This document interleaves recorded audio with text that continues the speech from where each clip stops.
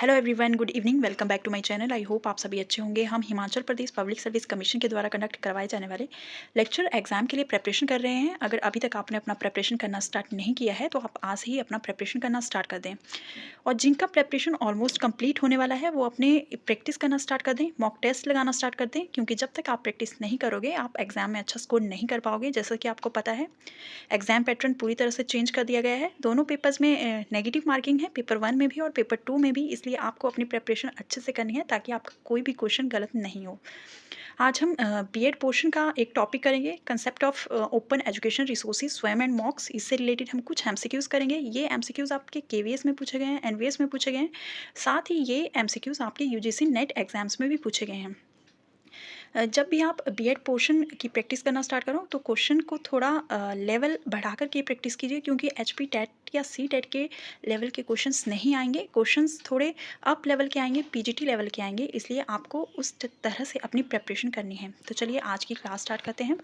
Question number 1 is the in the context of learner centred teaching methods, which of the following strategies would not promote active learning in institutions of higher learning? Learner centred teaching method के context में इनमें से ऐसी कौन सी strategies नहीं है जो active learning को प्रमोट नहीं करती हैं? Options are implementing flipped classroom techniques, encouraging student to memorise content for the exam, student को कंटेंट को मेमोराइज करने के लिए एनकरेज करना, utilising project based learning activities, project based learning activities का यूज़ करना, या फिर इंटीग्रेटिंग कोलैबोरेटिव ग्रुप वर्क को इंटीग्रेट करना। एंड इसका जो करेक्ट आंसर होगा वो होगा option number B, encouraging student to memorise content for exam. ये एक लर्नर सेंट्रेड टीचिंग मेथड का स्ट्रेटजी नहीं है कि बच्चों को एग्ज़ाम के लिए जो कंटेंट है उसको मेमोराइज करवाया जाए। Then next question is the considering the implementation of online learning methods such as Swayamprabha and MOOCs, which of the following is not a significant advantage of these methods as compared to traditional offline methods? Online courses के regarding ऐसा कौन सा advantage नहीं है जो offline traditional method में है और ऑनलाइन मेथड्स में नहीं है? स्वयंप्रभा और मॉक्स में जो एडवांटेज नहीं है, लेकिन जो ऑफलाइन ट्रेडिशनल मेथड है उनमें एडवांटेज है। मतलब आपको डिफरेंस बताना है, एडवांटेजेस में डिफरेंस बताना है। एंड ऑप्शंस आपके पास दिए गए हैं। लर्निंग शेड्यूल्स में flexibility, peer to peer interaction को एनहांस करना, access to a broader range of course, या reduced education cost for students. And इसका जो करेक्ट आंसर होगा वो होगा option number B, online courses में पीर टू पीर इंटरेक्शन नहीं होती है, जबकि जो ट्रेडिशनल ऑफलाइन मेथड्स होते हैं उनमें पीर टू पीर इंटरेक्शन होती है। स्टूडेंट एक दूसरे के साथ इंटरेक्ट करके पढ़ सकते हैं, लेकिन जो ऑनलाइन मेथड्स होते हैं जैसे कि स्वयंप्रभा और जो मॉक्स हैं उनमें पीर टू पीर इंटरेक्शन नहीं होती है। So option number B is the correct answer. Then next question is the question number 3. Which of the following best describe the primary difference between MOOCs and traditional in-person higher education courses? इनमें से मॉक्स और traditional जो method है उनमें कौन सा एक primary difference है? ऑप्शंस हैं मॉक्स offer a greater variety of subject and teaching styles. मॉक्स में बहुत सारी वैरायटी के सब्जेक्ट्स होते हैं और बहुत सारी टीचिंग स्टाइल्स यूज़ होते हैं। MOOCs are free and open to analyse anyone while traditional courses have entry requirement. MOOCs free हैं और सभी के लिए ओपन है, लेकिन जो ट्रेडिशनल कोर्सेज हैं उनमें आपको एडमिशन लेनी पड़ती है, एंट्री रिक्वायरमेंट्स उनमें होती हैं। Then next is the MOOCs focuses solely on teachers centred method. MOOCs जो है वो टीचर सेंटर्ड मेथड पर फोकस करता है, जबकि जो ट्रेडिशनल मेथड्स है वो टीचर सेंटर्ड भी है और लर्नर सेंटर्ड मेथड पर भी फोकस करता है। Then option number D is the MOOCs are exclusively for professional to advance their studies while traditional courses cater to a broader audience. And इसका जो करेक्ट आंसर होगा मॉक्स और traditional in person higher education courses में जो difference होगा, primary difference जो है वह है ऑप्शन नंबर बी। मॉक्स जो होते हैं वो फ्री कोर्सेज होते हैं और ये सभी के लिए ओपन होते हैं, जबकि जो ट्रेडिशनल कोर्सेज होते हैं उनमें एंट्री रिक्वायरमेंट्स की ज़रूरत होती है, उनमें आपको एडमिशन लेनी पड़ती है। Then next question is the Swayam and Swayamprabha are both online platform for higher education in India, how to they differ primarily? Swayam और स्वयंप्रभा जो है वो दोनों ही ऑनलाइन प्रोग्राम्स हैं हायर एजुकेशन के लिए, बट इनमें जो डिफरेंस है, प्राइमरी डिफरेंस है, वह क्या है? ये दोनों एक दूसरे से कैसे डिफर हैं? Options are Swayam is a MOOC platform while Swayam Prabha is a series of educational TV channels. Swayam एक मॉक प्लेटफॉर्म है, वाइल जो स्वयं प्रभा है ये एजुकेशनल टीवी चैनल्स की एक सीरीज़ है। Then option number B is the Swayam is a series of educational TV channel. Swayam education TV channels की एक सीरीज़ है, जबकि जो स्वयं प्रभा है वह एक मॉक प्लेटफॉर्म है। देन स्वयं ऑफर टीचर सेंटर्ड कोर्सेज, जो स्वयं है वह टीचर सेंटर्ड कोर्सेज के ऊपर फोकस करता है, while Swayam Prabha offers learner centred courses. Then option number D is the Swayam is for undergraduate courses. Swayam जो है अंडर ग्रेजुएट कोर्सेज के लिए है, जबकि जो स्वयं प्रभा है वह पोस्ट ग्रेजुएट कोर्सेज के लिए है। देन इसका जो करेक्ट आंसर होगा वो होगा ऑप्शन नंबर ए। स्वयं जो है एक मॉक प्लेटफॉर्म है, मैसिव ओपन ऑनलाइन कोर्स है स्वयं जो है, लेकिन जो स्वयं प्रभा है वह एक प्रोजेक्ट है जिसमें एजुकेशनल टीवी चैनल्स उसमें की सीरीज़ ये एक है। ये इन चैनल्स के थ्रू ऐसे बच्चों तक एजुकेशन पहुंचाई जाती है जहां इंटरनेट की सुविधा नहीं होती है या फिर वो पढ़ नहीं पाते हैं इंटरनेट के थ्रू, इसलिए इन चैनल्स के माध्यम से उन तक एजुकेशन पहुंचाई जाती है और इसमें 40 चैनल्स इंक्लूडेड हैं। Then next question is the Question number 5 is the which of the following is a potential advantage of offline teaching methods in institution of higher learning? इनमें से offline teaching methods का एक क्या advantage है? Options are no need for physical classroom space, greater access to education for learners worldwide, the ability to provide real-time feedback and support during in-person classes, and complete elimination of geographic barrier. And इसमें जो main advantage है offline teaching methods का वो है option number C. Option number C इसमें correct है, the ability to provide real time feedback and support during in person in classes. इसमें जो स्टूडेंट्स को क्या है रियल टाइम फीडबैक उनको प्रोवाइड करवाया जाता है, और अगर उन्हें क्लास में पढ़ते टाइम किसी चीज़ की ज़रूरत है, सपोर्ट की ज़रूरत है, तो टीचर उनको क्लास में ही सपोर्ट कर सकता है। Then next question is the in a teacher centered classroom which of the following best describes the role of the instructor in the learning process? Teacher central classroom में इनमें से कौन सा एक ऐसा पॉइंट है जो इंस्ट्रक्टर को बेस्ट डिस्क्राइब करता है? Options are a facilitator guiding students and fostering active learning, वो फैसिलिटेटर की तरह काम करता है और स्टूडेंट को गाइड करता है। देन पैसिव ऑब्जर्वर है, प्रोवाइडिंग नो इनपुट और गाइडेंस, जो टीचर है वह पैसिव ऑब्जर्वर है और टीचर बच्चों को कोई भी सपोर्ट गाइडेंस प्रोवाइड नहीं करवाता है। As a director controlling all aspects of the learning experience and a provider of pre recorded lectures with no interaction, वो एक डायरेक्टर है जो लर्निंग एक्सपीरियंस के सभी एस्पेक्ट्स को कंट्रोल करता है, और एक प्रोवाइडर है जो प्री रिकॉर्डेड जिसमें लेक्चर्स होते हैं विद नो इंटरेक्शन, कोई भी उनमें इंटरेक्शन नहीं होती है। एंड इसका जो करेक्ट आंसर होगा वो होगा option number C. In a teacher centred classroom जो रोल है इंस्ट्रक्टर का वो एज अ डायरेक्टर होता है, क्योंकि वह लर्निंग एक्सपीरियंस के सभी एस्पेक्ट्स को कंट्रोल करता है। Option number C is the correct answer. Then next question is the question number 7. In an online learning environment, which of the following is often used to facilitate student engagement and interactivity? Online learning environment में इनमें से ऐसा कौन सा ऐसा point है जिसमें student engage रहता है और वो इंटरेक्ट करते हैं एक दूसरे के साथ? Then options are traditional mail services, in person group meeting, interactive multimedia and simulations, and smoke signal. And the correct answer is the option number C, interactive multimedia and simulation इसका correct answer होगा। Then next question is the in a learner centred approach which of the following best describes the primary goal of instruction? Learner centred approach में इनमें से goal of primary instruction का primary goal कौन सा है?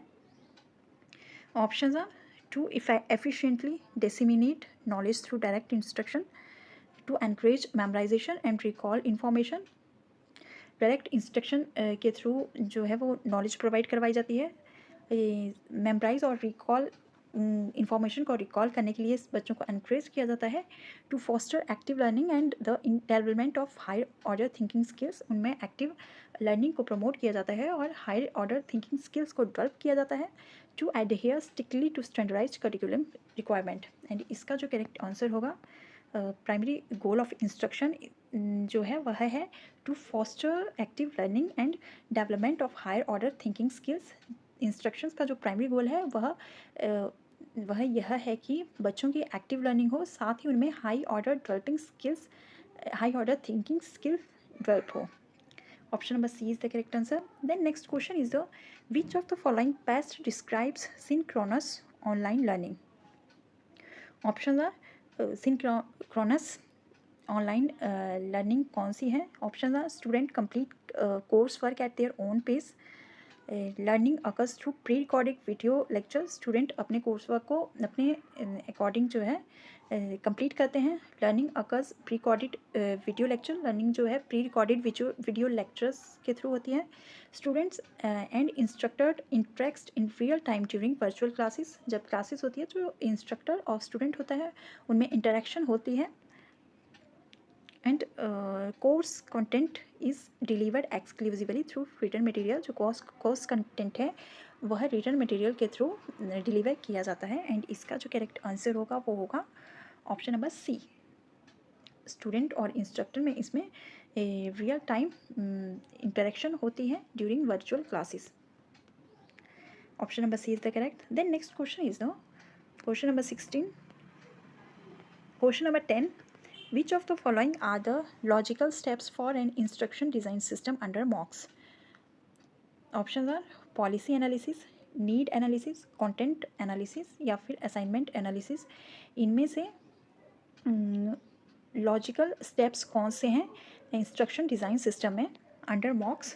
ये आपके पास स्टेप्स दिए गए हैं, इनमें से कौन से ऐसे स्टेप्स हैं जो इंस्ट्रक्शन डिज़ाइन सिस्टम में इंक्लूडेड हैं।